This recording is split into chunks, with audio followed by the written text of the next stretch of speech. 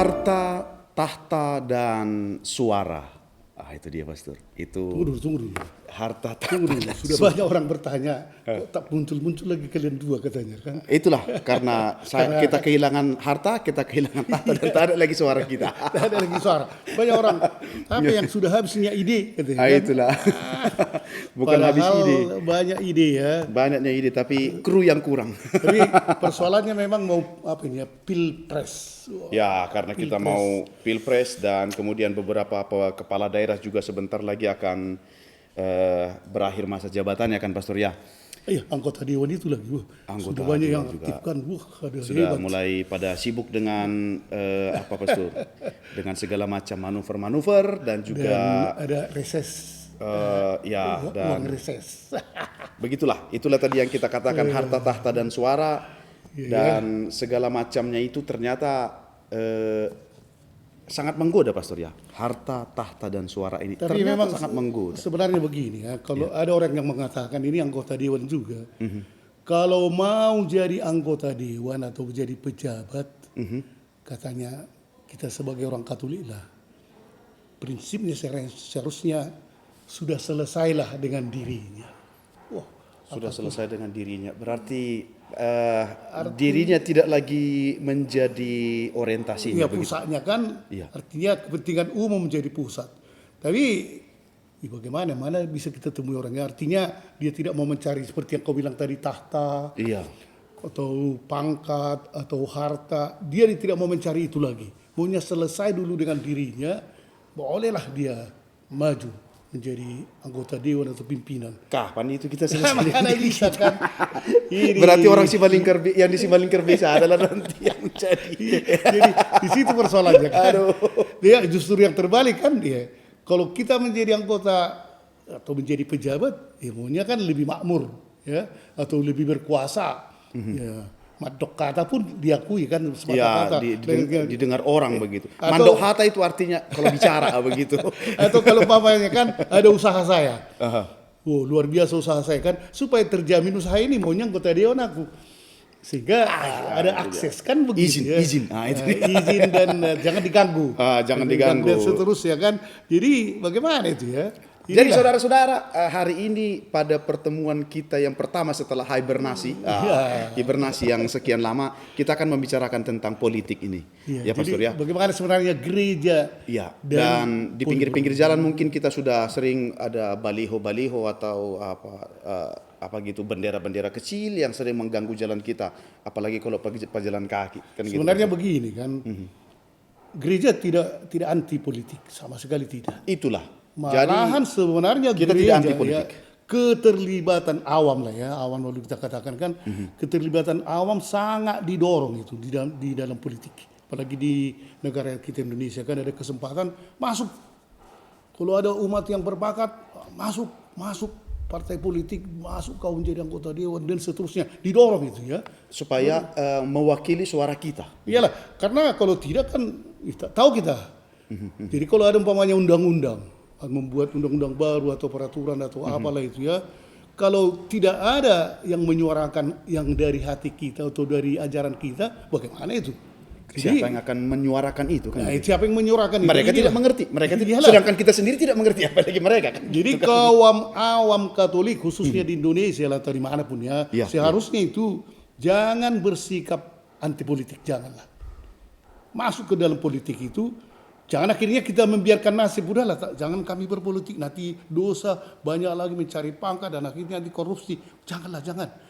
Jadi kita menyerahkan diri kita kepada orang yang memang tidak mengerti kepentingan kita. Iya. Nah, ini padahal ada umpamanya anggota DPR membuat ya namanya legislatif ya. Seperti itu kan, apa Pastor? Kepala Bimas Katolik untuk Indonesia. Nah, bukan Katolik. Itu. Kalau segera ya pernah dulu, kan, Sedih pejabat. ya, Kepala Bimas Katolik. Kan gitu. Di Kementerian Agama, bukan Katolik dia. Betullah sebentar kata itu masih Iya. pejabat kata kan Iya. ini pun sudah keberatan kita kan, bagaimanakah ini? Jadi dalam hal ini sebenarnya bagaimanakah sikap kita sebagai orang Katolik ya, sebagai gereja. Jadi kalau dikatakan ini Iya. mungkin kau lihat dulu Gaudium et Spes Iya. ini ya kan. Jadi salah satu dasar ajaran gereja itu adalah Gaudium et Spes. Itu ya ajaran gereja kan, magisterium gereja. 73 itu Di kan. sini ada Gaudium et Spes nomor 73 dikatakan bahwa semua kekuasaan, lihat nih. Semua kekuasaan harus digunakan untuk kepentingan umum, bukan demi kepentingan pribadi dan partai. Inilah kalau diberikan kekuasaan, Tahta itu ya harus untuk kepentingan umum. itulah yang dikatakan tadi, maunya selesai dulu dalam dirinya. Jangan dia mencari seperti yang kau bilang tadi, harta, pangkat, kedudukan. Maunya jangan kalau mencari itu lagi dia. Dia Oke. sudah selesai dengan dirinya dalam hal itu. Tapi demi kepentingan umum, bukan kepentingan usahanya, juga bukan kepentingan partainya. Lepas dia nanti dari situ kan harus betul-betul memperjuangkan itu. Jadi kalau dikatakan nomor satu itu, Ya, yang poin pertamanya dalam Gaudium et Spes nomor 73 ini dikatakan, dengan keutuhan moral dan dengan kebijaksanaan hendaknya mereka bertindak melawan satu, ketidakadilan, penindasan, penindasan, dan dominasi yang sewenang-wenang, serta ini dia, serta sikap tidak toleran dari satu orang atau partai politik. yang kemarin itu yang datang lagi ya, penutupan rumah ibadat Ya, yang ya, ya. di Jakarta sana tuh. Ya, ya, di Kota Medan Di baru-baru Bekasi, ini. baru-baru ini kan. Jadi Jadi kalau tidak ada yang memperjuangkan ini kan, begitulah kita terus. begitulah terus. Jadi dia kalau dia masuk ke situ, mudah-mudahan terpilih kan, banyak orang melihat dia simpati sekali orangnya dan bolehlah dia harus memperjuangkan melawan itu ketidakadilan, lawan Jadi penindasan, sebenarnya lawan. sungguh dengan sepenuh hatinya gereja mendorong umatnya untuk berpolitik ya. Sangat malahan sebenarnya harus dibekali. Ya, justru dikasih pembekalan begitu ya. Ini mungkin Gaudium et Spes ini harus kasih sama dia Iya, kan, ya. pelajari dulu. Buat kalian para umat yang mau berpolitik, baca Gaudium et Spes nomor 73. Nah itu harusnya kan. Yang kedua lagi, Ya. Lalu yang kedua dari poin itu adalah hendaknya mereka Membaktikan membaktikan diri dengan ikhlas dan layak. inilah ikhlas dan layak. Ini yang sulit kadang-kadang kan. Itulah. Namanya mar politik katanya kan peol otik. Atau ada istilah di politik kan tidak ada makan siang yang gratis. Miring sikit-sikit No, katanya no kan. free lunch katanya. Jadi padahal diharapkan kalau kita sebagai orang Katolik yang berada di dunia politik ini, ataukah anggota dia atau DPD atau bupati atau apapun itu, Kita yang harus baktikanlah pertama ikhlas dan layak. ikhlas dan layak dengan inti ajaran kita lagi, dengan apa dikatakan inti ajaran Yesus Kristus, Dengan cinta kasih dan keteguhan politik untuk kepentingan semua orang. Jadi jangan untuk kepentingan Katolik. Itu pula lah ya. Jangan pula karena Katolik, Nggak pula padahal lah ya. sudah salah pula Katolik Udah itu jadi kan. salah pula deh. Jadi diwajibkannya kalau jam 6 jam 12 siang Harus Angelus di kantornya. Angelus di kantor gubernur. Jangan dia, Sorry gubernur, kita Angelus dulu karena kita pula kan mayoritas di situ. kebetulan mayoritas. Jadi Angelus sekarang diam dulu semua. Kita Angelus. Tak boleh. Tidak boleh Bukan juga, demi ya. kepentingan Katolik ya, demi kepentingan semua orang, tanpa pandang partai kah, ras, suku, agama, tingkat ekonomi, dan tak bisa. Itulah sebenarnya kan. Malahan KUI tahun Ya, bulan oke, Desember jadi, tahun 2003 jadi itu, pada nota pastoral pada sidang KWI Desember 2003 ditekankan itu ya. itu ditekankan dalam prinsip-prinsip dalam berpolitik, yaitu satu, Hormat. hormat terhadap martabat Inilah manusia. terhormat martabat manusia. Jangan ada lagi ini apa itu. Bukannya malah ketika dia terpilih dia jadi merasa lebih tinggi. Martabat itu seperti sekarang pamannya ada penjualan manusia kan. Iyalah, aduh, dikurungnya Atau apalah itu kan. Jadi martabat manusia, perempuan harus sama dengan laki-laki Oke. derajatnya. Ya. Itu jangan pula direndahkan. Perempuan tak boleh bawa mobil kan, seperti itu. Gitu dia. Atau gara-gara pejabat dia jadi semua lampu merah harus Harus diterobos. dihijaukan. Dihijaukan. Dihijaukan dengan pakai jalur sirene. Hormatlah terhadap martabat manusia. Benar. Ini martabat manusia itu sangat tinggi. Itu Yang dari kedua Tuhan itu ya. adalah menghormati yang namanya kebebasan. Kebebasan. Ya. Kebebasan beragama umpamanya kan harus dihormati. Jadi kalau umpamanya kita mayoritas Katolik dilarang membangun masjid, tak boleh. Tidak boleh. Dilarang berdua di rumah, tak boleh. Atau apapun itu tak bisa. Tak bisa seperti itu. Karena mereka bebas melanggar martabat manusia juga kan, dan iya, juga bebas, dan juga ini harus dilihat itu kebebasan setiap orang. Memang dalam kebebasan tentu ada yang koridor, teratur, yang ada koridor aturannya kan hukumnya, begitu ya. Yang ketiga itu harus berkeadilan. Adil. Ya. Betul, dia adil kan, gaji harus sekian, sudah setengah mati kerja, UMR pun tidak tercukupi kan. Nah ini. Nah itulah, aduh. Kau usah banyak kali cakap.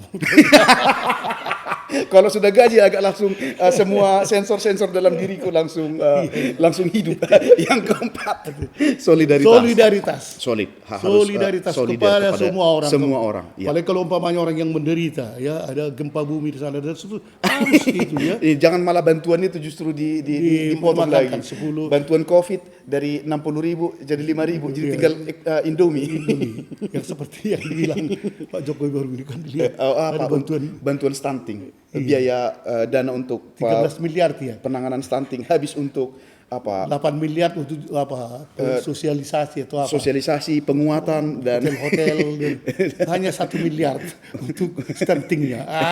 Inilah kan. Oke. Lalu yang kelima, prinsip kelima itu yang harus dipegang dalam berpolitik yaitu subsidiaritas. Artinya yang saling bisa, membantu. Ya, yang bisa dibuat oleh orang jangan kau buat. Iya, iya. Walaupun kau pimpinan kan, berikanlah kepada orang kan, pokoknya membangun. Jangan hanya orang-orang yang tinggi-tinggi itu aja membangun kan, pompor-pompor. Kontraktor kawannya. Jangan ini dan semua tak usah kita baca yang lain kan. Jadi nomor 3 ini bagaimanapun. Dan dalam poin ketiga dari Gaudium et Spes tadi ya, ada Gaudium et Spes nomor 73 itu ada poin ketiganya yaitu gereja berdasarkan tugas dan wewenangnya ini penting. Iyalah. Saudara-saudara ingat ya. Gereja berdasarkan tugas dan wewenangnya sama sekali tidak boleh dicampur adukkan dengan masyarakat politik dan tidak terikat pada satu sistem politik pun. Jadi gereja tidak boleh mengikatkan dirinya berafiliasi kepada satu partai. Tak boleh. Ini yang dikatakan kita tidak boleh dicampur dengan masyarakat politik. Politik kalau mereka itu silakan, tapi gereja selalu netral. Dan dia tidak mengikatkan hanya sistem inilah, melalui partai inilah gereja kita masuk ke situ. Tak boleh. Tidak boleh. Tetapi mengarahkan umatnya untuk masuk partai ya silakan pilih partaimu. Yang tadi dengan ikhlas dan layak dan seterusnya kan ada di situ. Jadi di sini juga nomor 4 itu dikatakan kan. Nomor 4, masyarakat politik dan gereja di bidangnya masing-masing tidak tergantung satu sama lain dan otonom. Gereja otonom. Negara otonom. Ya, mempunyai kekuasaannya sendiri. Jangan dimasuki pemanya datang gereja kan, harus bupati harus pakai jubah. Atau datang pemerintah mengatakan, di waktu komuni nggak bisa roti itu ya. Harus roti yang ini, merek ini ya, sari roti. Anggur nggak boleh itu. Ada pabrik anggur di sini. Harus Amer, anggur merah. Tak boleh dimasuki, otonom itu ya. Tak boleh kita dalam tata ibadah dimasuki oleh pemerintah itu ya. Ya. Dan memang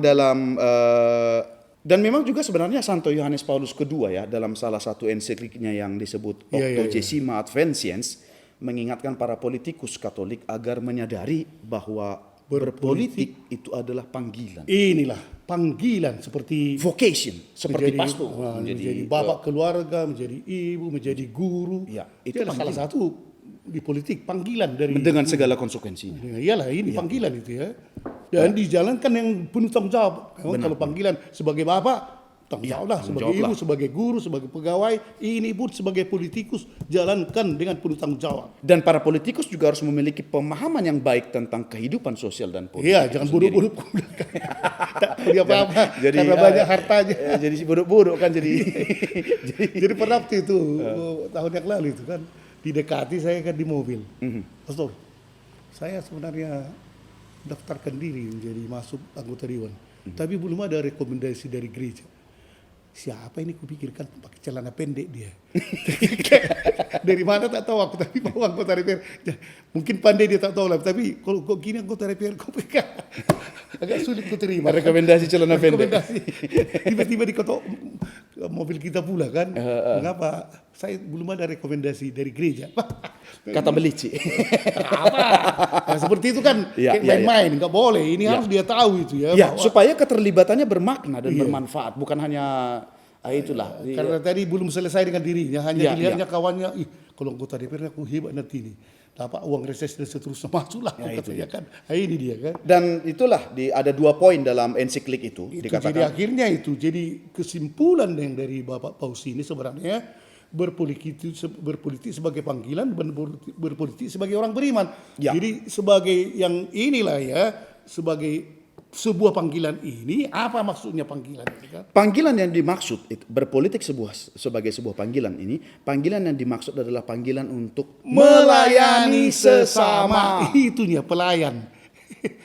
Clean service. Itu panggilan. Kalau menurut gereja kita, menurut Injil harus itu melayani. Jadi kalau para politisi itu diharapkan mempunyai kepribadian utuh lah, integritas pribadi ada kan. Ya, ya, Tidak bisa mudah dipengaruhi. Sudah ada prinsip iman sama dia kan, prinsip ajaran Katolik. Jadi apapun dibilang dia sudah mempunyai integritas. Ini keutuhan pribadi itu. Dan apalagi dikatakan mempunyai Iya. komitmen. Maka para politikus diharapkan untuk memiliki integritas diri, komitmen yang kuat, Yang ketiga lagi, moralitas yang baik. ini harus mempunyai moralitas. Penjudi pula dia kan. Aduh, itu dia. Tak kemana-mana dia malam-malam pergi minum-minum tua dia, atau Itulah. apalah kan. Uang bantuan sosial pula yang dijudikannya.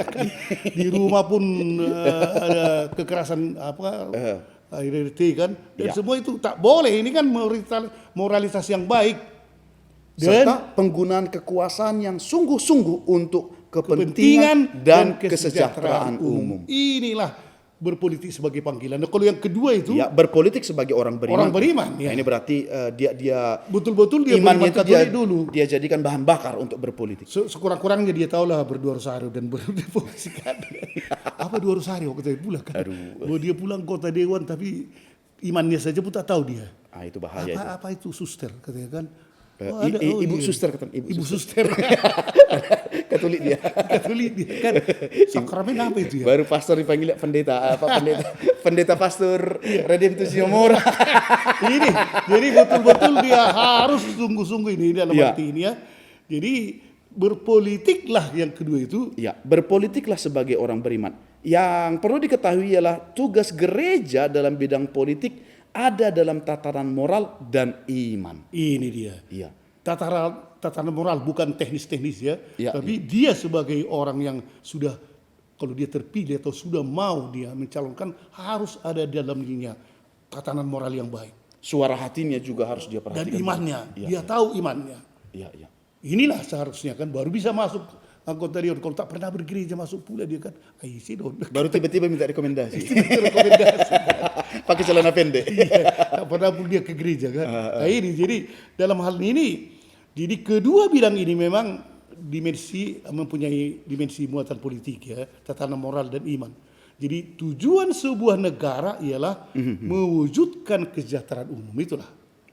Oke. Dan tujuan ini memang dimaksud bukan politik ya, tapi melainkan bidang moral. Ini yang paling penting kalau sebagai orang kalau berpolitik itu. Jadi gereja juga mengharapkan tentunya para politikus Katolik ini itu justru menjadi garda terdepan kita untuk pejuang moral. Iya, pejuang moral semua kemanusiaan lah, bukan hanya memang ajaran Katolik gitu ya. Iya, iya. Jadi kemanusiaan sekiranya ada anggota dewan atau siapapun di situ pejabat Katolik nampak, semua diayomi, semua dihibur, tak ada korupsi dan seterusnya.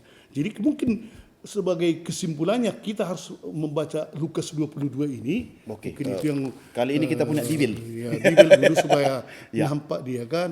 Lukas 22 ayat 24 sampai 27. Kita baca kitab suci supaya nampak kita Kristen. Supaya dipikir kita Kristen. Oke, 22 ayat 24 sampai 27. Terjadilah juga pertengkaran di antara murid-murid Yesus. Siapakah yang dapat dianggap terbesar di antara mereka? Yesus berkata kepada mereka, raja-raja bangsa-bangsa memerintah rakyat mereka, dan orang-orang yang menjalankan kuasa atas mereka disebut pelindung-pelindung. Tetapi kamu tidaklah demikian. melainkan Ini yang penting. yang terbesar di antara kamu hendaklah menjadi sebagai yang paling muda dan pemimpin sebagai pelayan.